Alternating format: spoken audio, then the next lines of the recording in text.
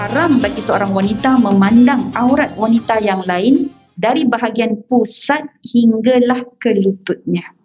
Jadi itu tempat letaknya kemaluan kita, ya. Jadi perempuan dengan perempuan pun haram, sekalipun ia adalah ibunya atau anak perempuannya, kecuali jikalau ia adalah anak perempuan apabila umurnya mencapai 7 tahun, maka anak perempuan itu perlu menutup aurat supaya ia tidak dapat dilihat. Baik, terima kasih Kak Salwa. Assalamualaikum warahmatullahi wabarakatuh. Jemaah yang dimuliakan muslimin dan juga muslimat, alhamdulillahilladzi an'amana bi nikmatil iman wal islam wa nusalli wa nusallim ala khairil anam sayyidina wa maulana Muhammad wa ala alihi wa sahbihi wa barik wasallam. Bismillahirrahmanirrahim. Allahumma aftah alaina futuhal arifin warzuqna fahman nabiyyin wa ilhamal malaikatil muqarrabin birahmatika ya Rabb ya Rabbal alamin. Baik tuan-tuan puan-puan, apa khabar semua? Alhamdulillah, Masya Allah, ceria. Okey, nampak tenang aja. Betul ke tenang? Ke jiwa bergelora? Allahu Akbar. Okey, so hari ini kita akan sambung pengajian kita ini dengan buku tajuk Talbisu Iblis yang disyarah. Kita petik beberapa tajuk yang relevan semasa dengan keadaan kita dan sebagainya.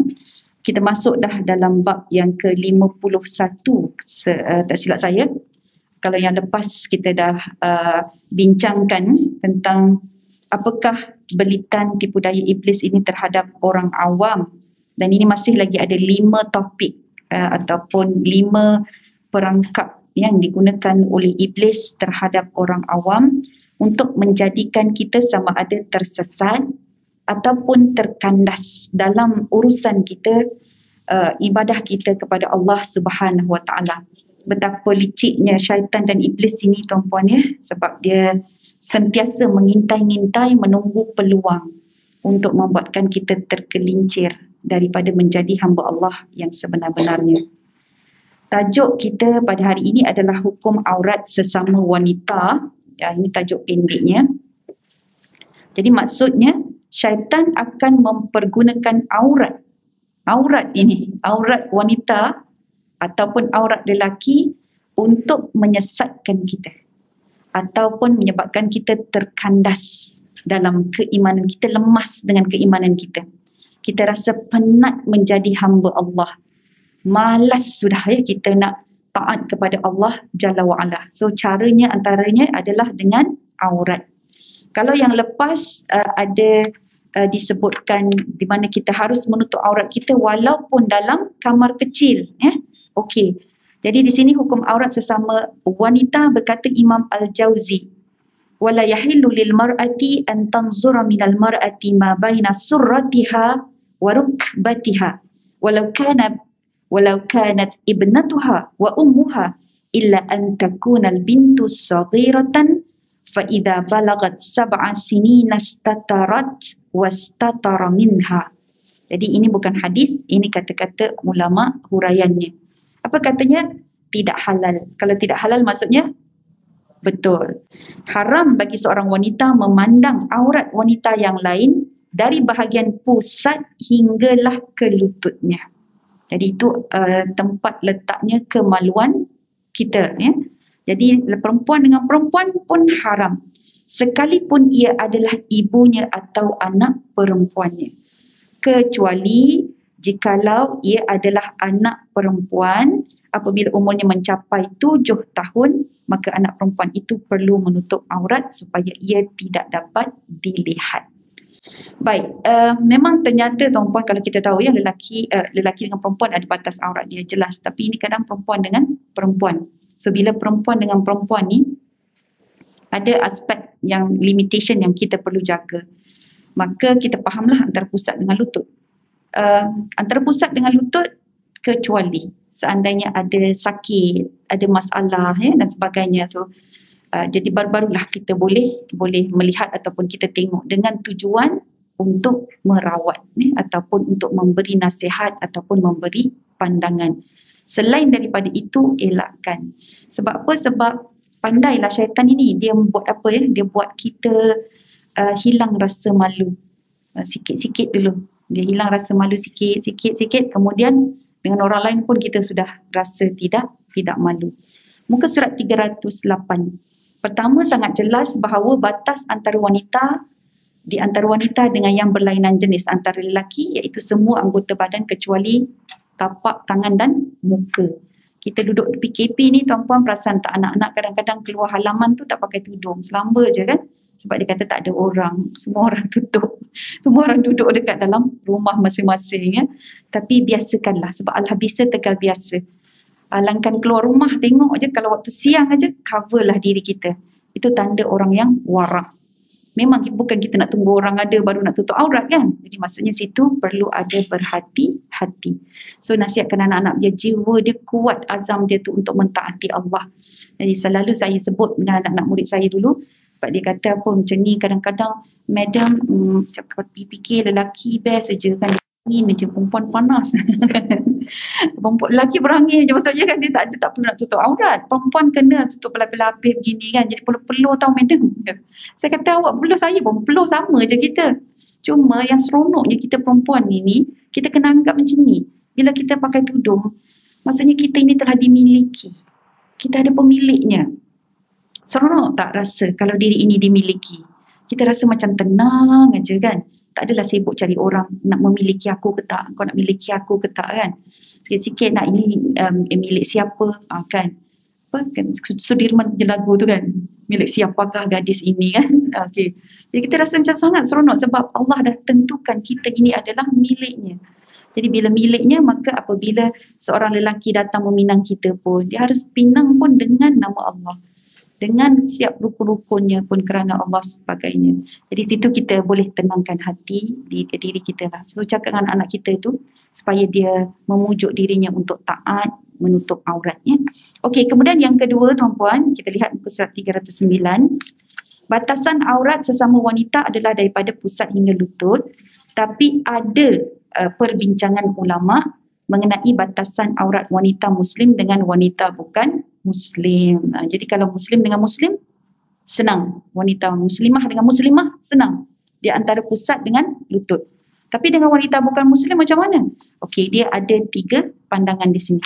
Pandangan yang pertama, majority. Jadi maksudnya, muslim, wanita muslimah dengan non-muslim. Non-muslim wanita Okey, wanita muslim dengan wanita bukan muslim.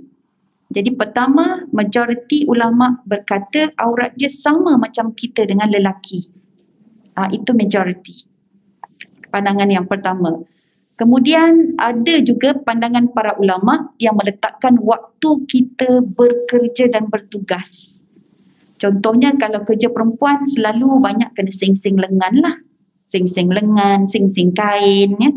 Kita tak pakai stokin. Biasanya kalau kerja-kerja di rumah ni banyak sangat dikaitkan dengan perempuan. Basuh kain, basuh pinggan, masak. Ibnu Hajar Al-Haytami, dia berpandangan haram perempuan kafir zimmi adalah non-muslim yang tinggal dalam pemerintahan Islam yang suka dengan sistem Islam itu sendiri. Dia lain dengan kafir harbi. Okey, kafir harbi ni dia memang cari musuh dengan orang Islam. Okey, jadi dia kata haram perempuan kafir zimmi dan kesemua perempuan kafir walaupun kafir harbi melihat perempuan muslimah. Tetapi harus bagi dia melihat perempuan muslimah apa yang zahir sahaja ketika bekerja. Dah jadi doktor dah sama dengan dia, macam mana? Dia jururawat, kita doktor. Jadi kita ada masa-masanya perlu sing-sing lengan dan sebagainya lah. Okay, yang itu dibenarkan pula. Okay. Dan kesimpulannya, kita ambil kesimpulannya, majoriti ulama berpandangan aurat wanita muslim dengan wanita bukan muslim adalah seluruh anggota badan kecuali wajah dan tapak tangan. Jadi kalau kita fikir kita ini dimiliki oleh Allah, maka memang kita tak berani untuk expose aurat kita. Walau bagaimanapun, bila kita sebut bab hukum, bab fiqh, dia akan tergantung kepada suasana persekitaran dan juga lokal waqi'iyah. So secara waqi'iyahnya, kita lihat hari ini kita dengan non-Muslim banyak sangat bergaul dan berurusan di satu-satu tempat. Contoh ya tuan-puan, kalau saya dulu di universiti, saya jaga anak-anak kita ini yang Muslim dan juga non-Muslim. Dia duduk dekat dalam college yang sama dan bilik yang sama. Dia tak boleh pula nak pisah-pisahkan. Kan sebab ala non-Muslim wanita berapa kerat aja. Nak letak dia asing lah pula. Lepas tu dekat college yang asing. Tak boleh lah sebab bilik air lagi. Kan? Bilik air kongsi bukan bilik air sendiri-sendiri. So daripada sudut pengurusan itu menyusahkan. Jadi untuk itu Alhamdulillah banyak perbincangan demi perbincangan dibuat. Maka Mufti Wilayah Persekutuan ya telah mengeluarkan fatwa pada waktu itu, jikalau sesama perempuan sekalipun perempuan bukan Islam, maka ia adalah harus hukumnya dengan syarat tidak bawa fitnah dan menjatuhkan maruah wanita muslimah. So jadi itu adalah hukum yang terkini menurut keperluan syarak. Tapi kalau kita tak ada apa-apa, tak ada keperluan, so tak boleh pakailah hukum ni. Tak terpakai hukum ini.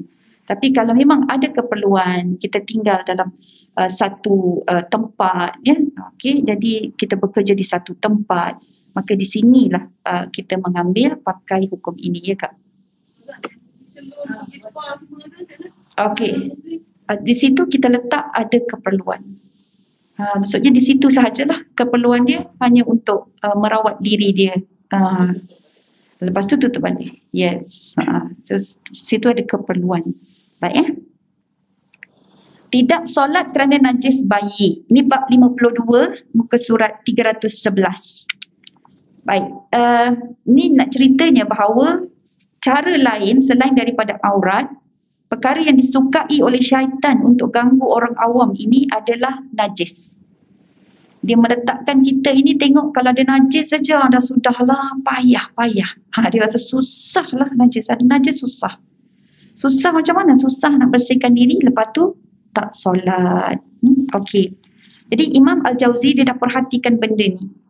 Dan dia memberitahu kita waqad tahtajju bi najasati fi thawbiha min bauli tifliha wa hiya taqdiru ala ghaslihi walau aradat al-khuruj ila tariq la tahayyat wasta'arat wa innama hana indaha amru salati wa qad la ta'rifu min wajibati salah syai'a wa la tas'al wa qad yankashifu min al-hurrati ma yubtilu salataha wa tastahinu bihi.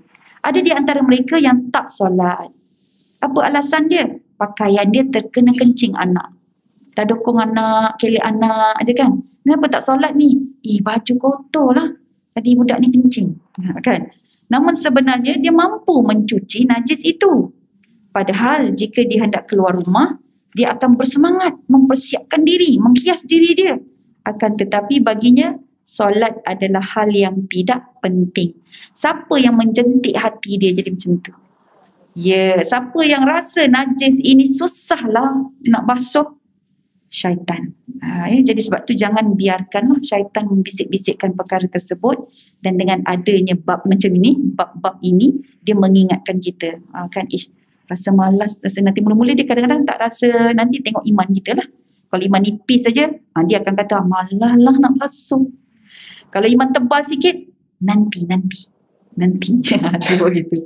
Kalau iman kita kuat lagi kan, dia kata, siapa menyusahkan pula tuan rumah ni. Tak apa, nanti. Kita kot boleh nanti kita lambat lewatkan solat Zuhur gitu tu. Nanti lepas tu boleh terus solat asar. Jadi boleh dokong anak balik. Banyak pula dia punya perancangan. Jadi yang menjentik-jentik perancangan tu dalam pemikiran dan akal kita, sebahagiannya adalah syaitan, tuan-puan. Itu kerja dia memang. Dia mewas-waskan kita. Yuwaswisu fi sudurin nas, dalam hati kita, dalam pemikiran kita. Jadi tengoklah iman. Kalau kebal tu tak heran. Dah masuk azan ni. Aku ada najis ni boleh basuh. Najis boleh dibasuh. Tapi kalau terlewat solat, lepas tu Israel datang, tak sempat pula nak solat ini. Ya Allah, ampunlah. Kata terus. Tak rasa malu pun minta bantuan daripada tuan rumah. Saya minta maaf, saya nak basuh dulu saya punya baju, nak pinjam toilet, boleh? Kan? Tak ada rasa malu. Setengah orang malu Allah. tak nak lah susahkan tuan rumah lah pula kan. Kita ni lah macam ni, tak apalah nantilah. Contohnya gitu kan. Walaupun begitu tidaklah masalah. Tidak ada masalah kalau kita tahu nantilah dengan usaha kita itu di mana ya kita nak solat. Tidak ada masalah. Jangan pula hukumkan semua selamat solat je ni. Ini telah dipengaruhi oleh syaitan kan.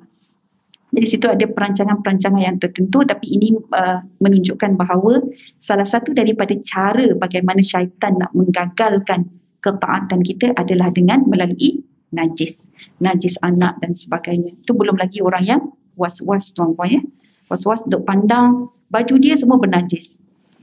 Pandang motor dia semua bernajis, pandang kereta dia bernajis ya. Pandang sejadah semua bernajis. Jadi itu pun masalah juga. Syaitan macam itulah. Mula-mula dia tahan. Lepas tu dia buat kita lebih-lebih. Over. Okey.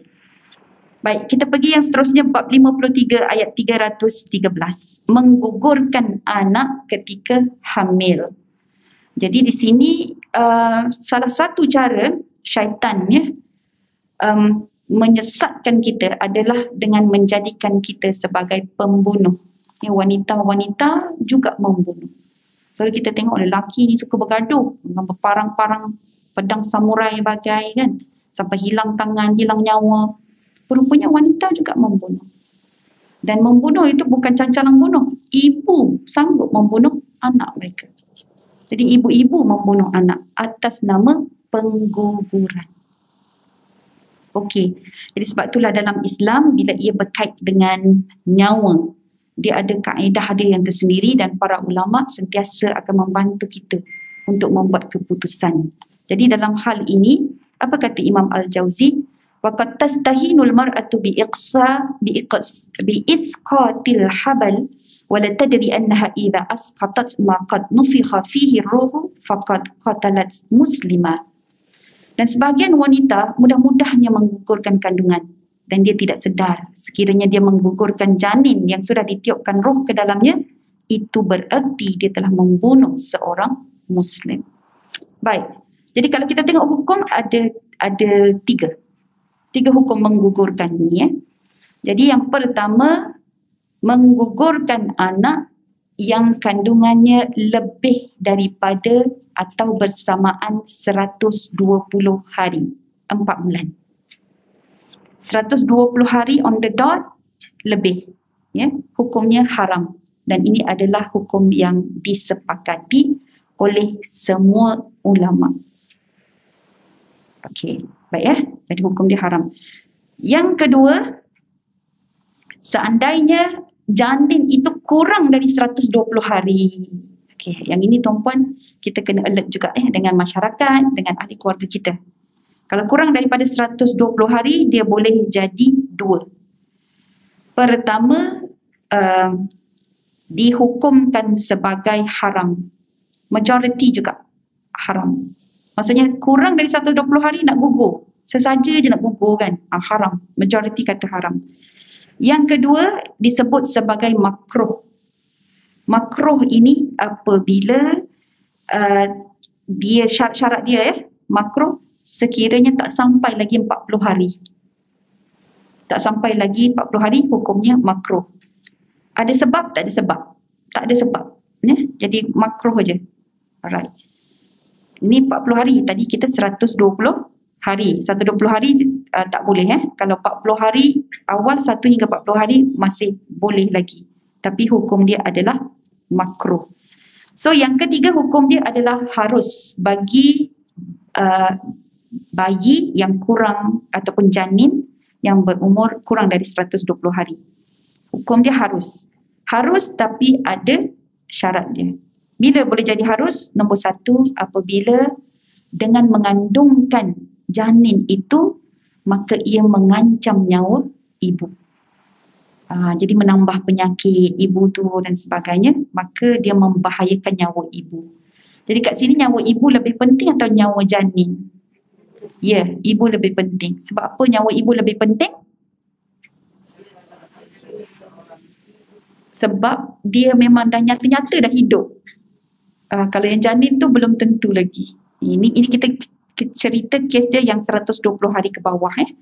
Yang 120 hari ke atas tu memang total haram. Okey. Yang kedua, kenapa harus? Apabila ada cacat yang teruk pada bayi tersebut. Cacat sikit-sikit, autism, dyslexic yang boleh dikesan sebagai contohnya daripada dalam ni, tak boleh. Cacat yang teruk itu mungkin otak dia tak ada kan, ataupun otak dia mengecil, shrink dan sebagainya. Jadi yang tu boleh dianggaplah sebagai boleh membebankan kepada anak itu sendiri. Okey. Dan biasa-biasanya tuan-puan, kalau kita tengok kenapa agaknya seorang wanita atau seorang ibu ingin membunuh anak dia? Kerana implikasi zina. Implikasi zina, perlakuan zina. Jadi dosa dah buat dah. Lepas tu tambah lagi dia heret dosa satu lagi. Tengok pandai tak syaitan. Dia sangat berperancangan tuan-puan. Saya teringat di satu kisah, saya tak tahu dah berapa kali cerita dengan tuan-puan. Tapi tak apa, yang dah dengar tu buat-buatlah macam tak pernah dengar gitu kan. Okey. Masa saya selesaikan ada satu kes seorang anak ni kan, jadi bila kita tengok rupa-rupanya dia dah pregnant dah. Dia dah pregnant dan kemudian kita minta doktor tolong cek doktor di universiti tu. Tak tahulah doktor mungkin mazhab lain ke apa ke. Jadi doktor pujuk dia untuk gugurkan anak. Bukan pujuk, bagi suggestion. Masa tu saya tak sampai lagi, dia baru call. Sfadia come here, Sfadia what happened to our student, dia kata. Jadi lepas tu saya pun turun sebelum saya datang. Jadi budak tu pun dah keluar. Kata, madam, doktor kata elok kita gugurkan. Saya pandang bulat je mata saya kat dia. Pada pandai je kau nak mengugur. Doktor kata boleh, doktor boleh tolong. Dia fahamlah ni anak luar nikah tuan-puan ya. Jadi saya pun cakap dengan doktor tu, I'm sorry doktor, ni kes ini di bawah kami, kami ada cara untuk selesaikannya. Dia ceritanya kadang-kadang dia tak nak gugurkan, tak terfikir pun. Tapi datang daripada siapa? Orang di sekitarnya. Jadi macam itulah syaitan kan. Tak, kita datang daripada orang yang kita anggap pakar ni. Jadi situ tuan-puan kita berhati-hatilah dengan urusan nyawa ini. Kalau boleh fikir dengan permulaan starting zina tu pun na'udzubillah min zalik, kita akan menzalimi. Okey. Muka surat 316. Jadi kita dah masuk yang ketiga ni Okey, apakah umpan syaitan kepada kita khususnya orang awam? Baik. Umpanan seterusnya adalah di mana wanita dan juga para so-called syekh ataupun alim ulama boleh berjabat tangan. Tuan-puan pernah dengar tak ini? Di dalam majlis-majlis ilmu ke, nak menyampaikan mandat ke, tauliah. Ini bukan tauliah pejabat agama ini tauliah dalam kumpulan dia. Dia nak mengesahkan keahlian dan sebagainya. Diorang kena naik atas pentas, bersalaman. Lepas tu nanti tok guru dia tu akan peganglah kepala dia ke. Pernah dengar tak? Tak pernah dengar pernah dengar. Yang ini tak boleh tuan-puan. Tak boleh. Saya di masa dulu banyak uruskan juga hal-hal macam ni kan. Saya terus bawa benda ni pergi ke bahagian pihak pengurusan pelajar. So saya bagi tahu, saya kata ini saya dapat report daripada pelajar, macam mana ni tuan, boleh ke? Tak boleh tu. Tak boleh madam. Dulu orang tak kenal ustazah lagi. Madam, tak boleh madam, tak boleh. Saya rasa pun tak boleh. Saya kata mana boleh kita nak mengijazahkan ke apa ke kan, nak bagi sijil macam ni. Lepas tu kita kena check balik lah. Dia antara yang kita lihat itu kelompok persatuan-persatuan yang macam seni mempertahankan diri. Kemudian ada macam-macam lah. Ada yang datang jumpa saya, ini keluarga dia pula. Dia kata dia suruh salam dengan tok guru dia, tapi tok guru dia tu memang alim sangat, tak pandang perempuan. Dia kata, madam, boleh tak saya salam? Lepas saya kata, itu dah against ajaran Islam dah. Kalau you nampak macam mana alim macam mana pun, kalau dah against tak boleh. Betul madam, dia punya tok guru muka dia bercahaya. Saya kata tak kisahlah cahaya apa, dulu tak ada WhatsApp kan? Tak boleh cakap hantar cahaya WhatsApp, tak ada lah gitu. Saya kata tak kisahlah cahaya apa, kalau dah memang tak kena tu janganlah. Jadi dia berzikir tuan-puan. Berzikir tapi dia ada nada dan irama yang tertentu. Zikir dia punya, dia sebut la ilaha illallah, ada tune yang kena, ada pitching yang tertentu. Jadi saya kata, cuba tunjukkan saya. Tak nak lah madam, dia kata. Nanti dia meremang. Bila tu dia rasa meremang. Okey lah. Saya bawa pelajar tu pergi ke Jabatan Agama Islam Selangor. Jadi bila jumpa dengan pegawai di situ, bahagian ajaran sesat lah. Bila jumpa dia tanya, ni ajaran mana ni? Dia kata, apa namanya? Dia tanya kan. Lepas tu dia sebutlah nama dia sekian. Lepas tu dia pun ambil file. Tebal kak. Rupanya lebih daripada 100 kumpulan ajaran sesat dalam negara kita. Lepas tu dia pergi selak. Memang betul ada ajaran sesat. Jadi situlah ajaran-ajaran agama yang sesat. Dia nak sahkan keahlian dengan cara-cara tersebut. Jadi ini memang syaitan berjoget dulu. Yang meraihkan syaitan dulu. Sebab dapat dah orang-orang seperti ini ya. Okay, apa kata Imam Al-Jauzi? Wa hadarat majlisal wa'izi farubbama labisat khirqatan min yadi syekh as-sufi wa tusafihu. Jadi maksudnya daripada zaman Imam Al-Jauzi lagi dah ada dah kumpulan-kumpulan seperti ini. Apa katanya? Sebahagian wanita menghadiri majlis ahli sufi dan kadang-kala memakai potongan baju atau kain yang diberikan ahli sufi itu dan bersalam dengannya. Salam lapik, tapi kena pakai kain dia. Gitu. Maka jadilah dia sebahagian daripada kumpulan sufi itu dan mengkagumi pelbagai perkara ghaib yang berlaku. Ada tuan-puan. Memang madam tak ada masalah, kita orang salam tapi berlapik. Sama je ni. Mula-mula berlapik kan. Jadi kalau dah ada macam tu, suruh dia orang tinggalkan aja lah. Tinggalkan aja. Kalau tak mampu kita nak buat laporan ke apa ke, tinggalkan tuan-puan. Sebab ada unsur-unsur yang tidak disarankan oleh Islam. Ya. Nabi pun tak pernah buat. Jadi mulalah diorang tidak ada rasa bersalah. Baik okey. Ada sampai yang bersujud pun ada juga. Ya, yang sujud pun ada, tapi na'udzubillah tidaklah ya. Jangan kita ni kan. Okey, kemudian seterusnya tuan-puan kita tengok bab yang ke-55. Kenapa ada ramalan bomoh betul tetapi masih haram mempercayainya? Okay, kita tengok apa kata Imam Al-Jauzi dulu ya. Okay, maksud dia, yang menjadi kebiasaan mereka adalah mereka percaya kepada perkataan bomoh ahli nujum atau peramal. Okay. So biasanya sekarang ini dia tak ada panggil bomoh. Tak ada, dia panggil perawat. Yes, perawat. Okay, dan kita pun berhati-hati juga sebab sebahagian kita khawatir bila kita ikut doktor pun merasa perasan dia juga adalah penyelamat ya, daripada penyakit dan sebagainya. Hal ini sangat berleluasa dalam kehidupan mereka dan menjadi tradisi orang-orang lama mempunyai kedudukan di kalangan mereka. Maka kamu akan lihat kebanyakan mereka itu apabila ingin bermusafir ataupun melakukan sesuatu, dia akan memotong pakaian atau berbekam. Ikut sunnah Nabi juga bekam. Mereka akan meminta nasihat ahli nujum dan melakukan apa yang disuruh. Ya. Dalam rumah-rumah mereka terdapat takwim, nasib atau tilik dan beberapa banyak rumah mereka yang tidak mempunyai mushaf Al-Quran. Sebab kiblat dia apa? Kiblat dia rawatan-rawatan itulah. Dengan tilikan-tilikan itu, jampi-jampi itu, sangat berbahaya tuan-puan.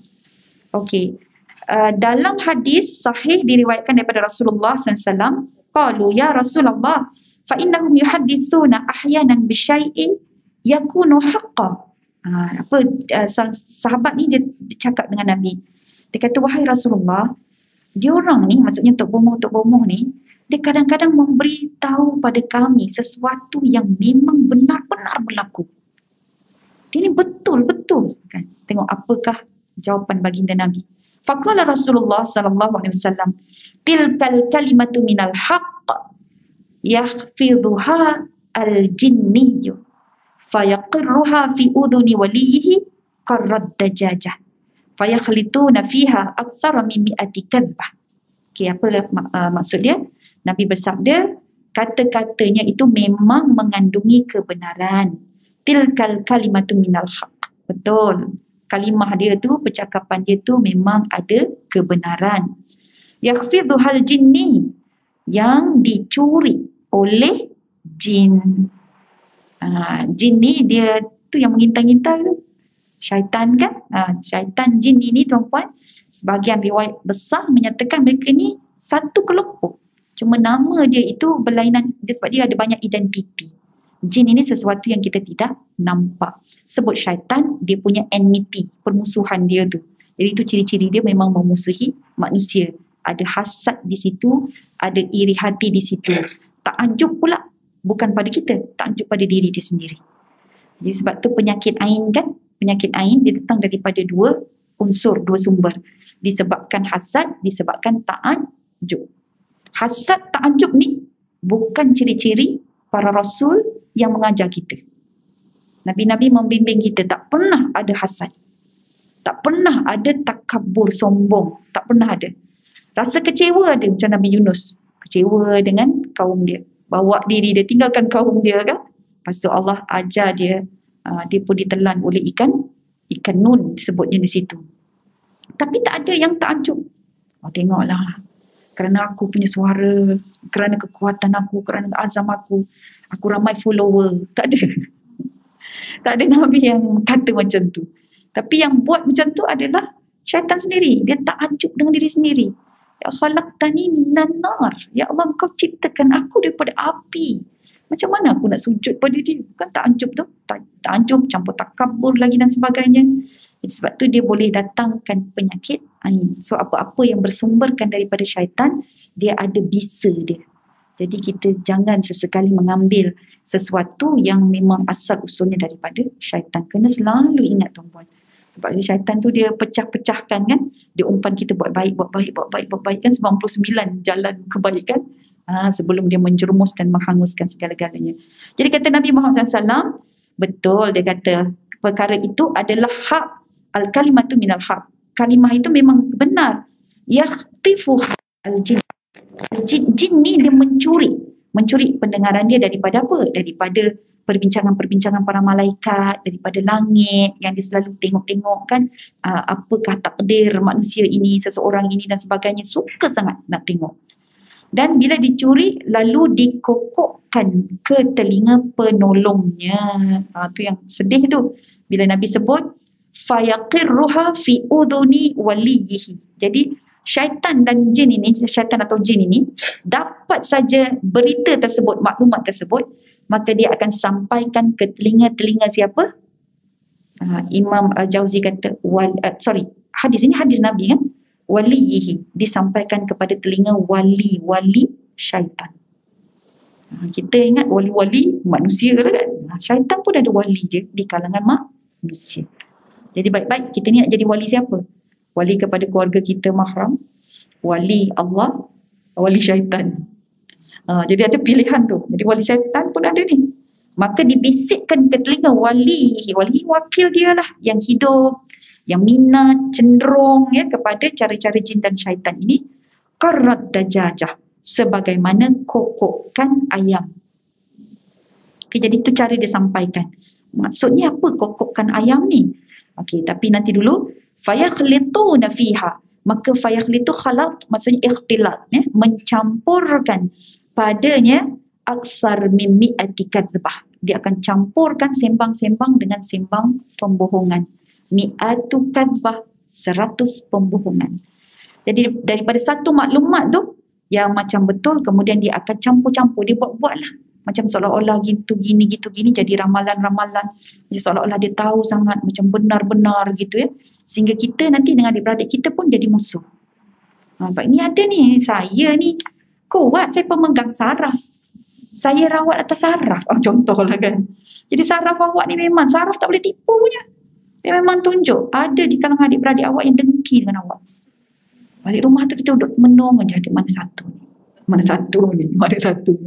Dia dah ada su'uzan ya, dengan prasangka dan sebagainya, hasil daripada maklumat kokokkan ayam itu tadi tuan-puan. Jadi kalau kita terjumpalah perawat-perawat seperti ini kot-kot tuan-puan ya, banyakkan istighfar, dengar je, masuk telinga kanan, lepas tu tendang balik, jangan sampai keluar telinga kiri. Masuk telinga kanan, tendang balik, jangan ini, sebab kita khawatir kita bersama-sama dengan adik-beradik kita nanti kita akan berdendam ataupun kita akan suuzon, berprasangka, bermusuh dan sebagainya. Jadi walaupun dia ada, itu hal dia dengan Allah. Kita ada Allah, kenapa kita mesti sedih kan? Jangan kecewa, jangan sedih, sebab Allah sentiasa innallaha ma'ana, Allah bersama-sama dengan kita. Baik, kita tengok muka surat 324. Jadi apa yang disebut di sini, perenggan yang pertama, bagi orang yang diuji. Siapa-siapa yang diuji dengan kesakitan ke kan, diuji dengan sihir, macam-macam gaya sihir lah tuan-puan, situasinya berbeza dengan orang yang tak diuji. Apa bezanya tu? Orang yang diuji dengan musibah ini kebanyakannya tak dapat fikir secara waras ataupun rasional, sebab dia nak cari jalan penyelesaian, dia nak keluar daripada masalah dia. Dah tengok dah isteri muntah paku, rambut kan, jarum, darah lagi. Dia dah jadi macam, tak pernah nampak lah benda ni. Nak buat macam mana ni kan? Jadi mana yang terlintas di fikirannya, yang dirasakan dapat menyelesaikan masalahnya, akan terus diambil tanpa memikirkan baik dan buruknya. Malahan lebih teruk, ada yang sanggup tidak memikirkan halal dan haramnya. Jadi sebab tu kita berhati-hati tuan-puan. Jadi kalau nak pilih tu, sebab saya tak berani nak recommend siapa-siapa, kalau ada siapa yang sakit ke, saya kata pergilah dulu Darul Syifa. Saya cakap tu je dulu, Darul Syifa. Tapi wallahu alam, ada yang sebagai Darul Syifa sekarang saya tak tahu perkembangan dia, tetapi bila saya jumpa dengan orang-orang yang mengusahakannya, rasanya mereka ini antara orang yang kita boleh jadikan sebagai pilihan lah untuk rawatan. Dan kalau sesiapa tuan-puan yang tahu macam mana nak ruqyah, sebab dalam Islam Nabi memang sebut ruqyah, ada bacaan-bacaan, ada doa kan, kemudian kita faham apa matlamat kita, niat kita berpegang kepada itu. So kalau tuan-puan memang ada kelebihan untuk merawat, belajarlah ruqyah. Bantulah orang lain selamatkan akidah mereka. Jangan sampai mereka berjumpa dengan Tok Bomo yang dapat kokokkan ayam ini tadi. Okey. Baik, hukum berjumpa dengan bomoh, tukang tilik atau ahli nujum adalah haram di sisi Islam. So bomoh yang dimaksudkan di sini adalah bomoh yang menggunakan ayat-ayat selain daripada Al-Quran dalam rawatannya, seperti jampi serapah yang tidak diketahui maksudnya. Kemudian apabila kita percaya dengan tilikan bomoh, tukang tilik atau ahli nujum, termasuk dalam perkara syirik dan hukumnya dosa besar. Kata-kata bomoh, tukang tilik maupun ahli nujum tidak boleh dipercayai dan dipegang sekalipun ianya benar dan tepat. Macam mana nak tepis ni tuan-puan? Okay. Yang kedua, daripada syarah Sahih Muslim oleh Imam Nawawi, ada disebutkan tentang penjelasan kokokkan ayam. Yang dimaksudkan dengan kokokkan ayam ini adalah kokok ataupun bisikan ke telinga penolongnya menunjukkan perangai jin. Jadi bila jin ni, perangai dia bila dapat aja perkhabaran atau maklumat yang dia curi daripada langit, maka dia akan terus sebarkan. Dan dia terus memberitahu tuannya ataupun wali dia, atau orang yang bersahabat dengannya seperti kokokkan ayam. Jadi cepat-cepat akan bagi tahu. Ini kira yang suka memviralkan itu dia spesies jin lah tuan-puan spesies jin. Cepat, betul. Okey. Seterusnya, dia kokokkan ayam ini adalah sahutan ataupun tokok tambah. Yang dimasukkan dengan kokokkan ayam itu ialah berita itu terus disambut oleh para jin yang lain, seperti mana kokokkan ayam yang disambut oleh ayam yang lain. Kadang-kadang bukan ayam yang berkokok, anak kita yang berkokok. Kan, dia saja je nak tiru-tiru kokokkan ayam. Ada pula ayam lain yang menyahut. Kan? Kokokkan manusia pun dia sahut. Jadi itu kiasan Masya Allah yang Nabi bagi tu supaya kita mudah faham. So benda yang betul, benda yang betul itu memang jin syaitan suka sebab dia nak selewengkan. Dia dapat aja, dia akan terus bagi tahu kepada wali-wali dia. Daripada situlah dia macam seolah-olah mengolah. Dan kemudian Nabi kata apa? dengan mencampurkan di dalamnya lebih daripada 100 pembohongan, 1000 perkataan yang disampaikan oleh jin, sebenarnya ada satu je yang betul. Itu pun harus disiasat kesahihannya, dan itulah memang perangai jin ataupun syaitan. Putar alam sungguh dia ni. Okey. Baik, seterusnya yang keempat, ada lagi kiasan lain supaya kita tengok ya status berita-berita yang macam ini. Di dalam agama pula, para ulama berkata, sesiapa yang mentafsirkan Al-Quran dengan pendapatnya sendiri, ia menjadi salah sekalipun tafsirannya benar. Jadi bila kita baca Al-Quran tu yang penting untuk tadabbur dengan rujukan daripada tafsir-tafsir. Jadi tafsir-tafsir tu kena adalah di rumah kita. Tafsir Ibnu Katsir ke, tafsir Al-Maraghi ke, tafsir Al-Azhar ke, tafsir yang daripada tafsir Son Haji, Haji Son Haji tu pun elok juga tuan-puan. Jadi kena ada tafsir. So seandainya lah kita bila pendamping-pendamping dengan Al-Quran ini, dia biasanya dia akan rasa tertarik nak tahu lebih.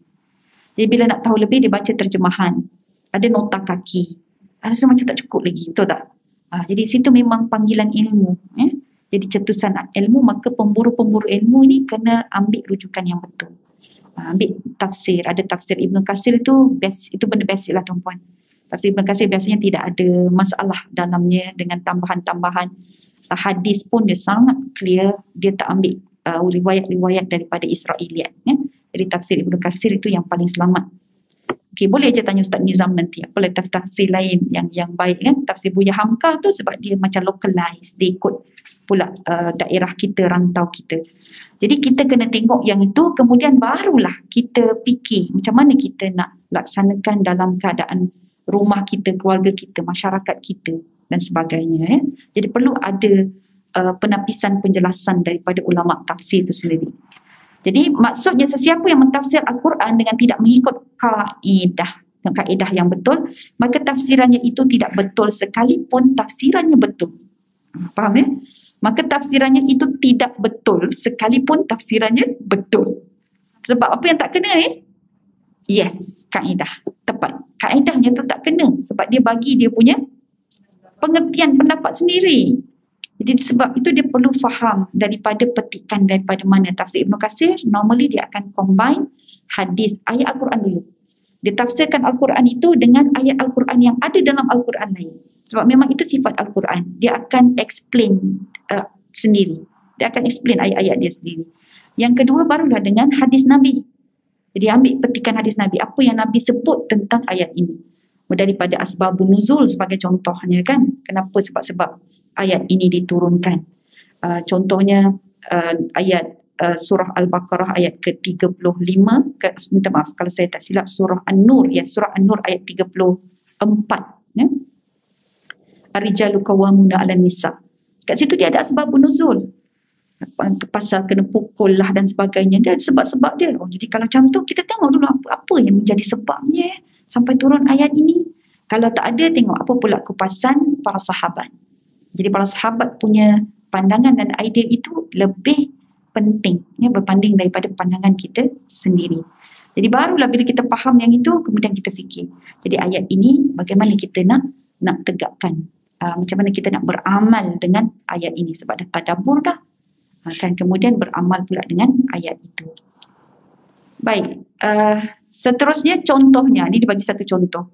Seorang pelajar menjawab satu soalan peperiksaan. Apabila dia tidak tahu akan jawapan bagi satu soalan itu, maka jawapan itu diletakkan dengan sesuka hatinya. Dia main jawab je, main goreng. Dia goreng kan. Lepas tu jawapan dia betul pula. Dapat markah penuh. Okey. Maka para ulama mengatakan meskipun jawapannya betul, caranya tetap tidak betul. Jawapan yang betul itu kerana nasib. Nasib lah. Hari itu kena betul-betul lah. A, B, C. Dan kadang-kadang bukan nak tulis apa pun. Kita pilih je A, B, C. Nak jawab C lah. InsyaAllah C ni cerdik. C cerdik. Jadi pun bulatkan lah C tu. Tengok betul. Betul. Tapi dia tak tahu jawapan dia. Dia buat je kan, kena. Jadi adakah seterusnya dia akan terus menjawab dengan betul pada soalan yang tidak diketahui jawapannya? Kan, adakah nasib akan terus menyebelahinya? Okey, jadi hal ini dikaitkan dengan perkara yang betul tetapi masih salah. Seperti berita daripada jin, sekalipun ia benar tetapi caranya tetap tidak benar. Manusia tidak sepatutnya meletakkan kebergantungan terhadap jin, tetapi kebergantungan itu mestilah diletakkan kepada Allah Subhanahu Wa Taala semata-mata. Syirik hukumnya meletakkan tempat kebergantungan selain daripada Allah Subhanahu Wa Taala. Jadi tuan-tuan dan puan-puan, sekarang ini actually walaupun matlamat kita itu betul, tetapi kaedah tak kena, maka kena reject. Al-ghayah la tubarrirul wasilah. Pernah dengar tak? Ini kaedah fiqah. Al-ghayah la tubarrirul wasilah. Matlamat tidak menghalalkan cara. Jadi walaupun memang matlamat kita nak dapatkan berita yang benar, tapi caranya itu salah, maka tetap salah. Saya nak contoh. Saya nak mencari rezeki buat ahli keluarga saya. Saya penjaga pemegang nafkah buat ahli keluarga saya. Contohlah seorang lelaki cakap macam tu kan. Tapi dia pergi mencuri, kawan. Bila kena tangkap tu, kenapa mencuri ni? Saya adalah ketua keluarga dan tulang belakang keluarga ini. Dan saya mencuri untuk menunaikan tanggungjawab saya demi keluarga saya. Untuk memberi nafkah kepada keluarga saya. Boleh macam tu? Tak boleh. Sebab kaedah tak betul. Boleh je nak cari rezeki. Memanglah Allah suruh kita cari rezeki kan. Tapi tak kena cara, memang semuanya terbatal. Jadi begitulah dalam Islam, Masya Allah. Sebab tu Allah SWT kan dia meletakkan kepada kita usaha kita. Kan dia taklifkan kita itu tengok proses. Allah tak tengok natijah. Allah tak tengok kau ni dapat rezeki ke tak. Tapi Allah tengok kaedah, caranya dan sebagainya. Dia lain dengan exam dekat dunia ni. Exam kat dunia dia tak tengok macam mana kau buat apa, belajar macam mana, malam tidur ke tak tidur, buat nota ke tak ada, dia tak tengok yang tu. Dia tengok result tu je. Boleh jawab ke tak? Tu yang bila bulatkan C je, betul-betul lah tu. Jadi di situ perbezaan dia, dan di situ jugalah syaitan memainkan tipu dayanya. So belitan dia itu adalah pada mana? Pada kaedah. Ya? Jadi kaedah dia tu dia tepis supaya kita tengok pula kepada apa yang disebut sebagai result. Kita tengok result, kita tidak tengok kaedah. Okey, jadi padahal Allah Subhanahu Taala melihat pada kaedah. Dari situlah yang dia letak buat shortcut ke apa ke. Baik tuan-tuan puan-puan, alhamdulillah kita sudah selesai untuk bab yang ini. Kita akan masuk bahagian yang kelima, tapi saya reserve untuk bulan ke-12. Saya reserve, jadi kita bukalah kepada soal jawab. So kalau ada soalan kan mungkin boleh diajukan ataupun ada tambahan, dipersilakan. Dan ya, silakan.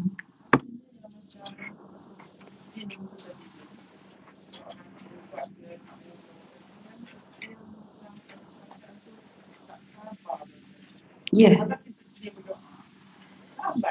Ya, ya. Ya. Betul. Ya. Jadi betul. Ya, tu yang dikatakan tadi, sebab dia nak cepat.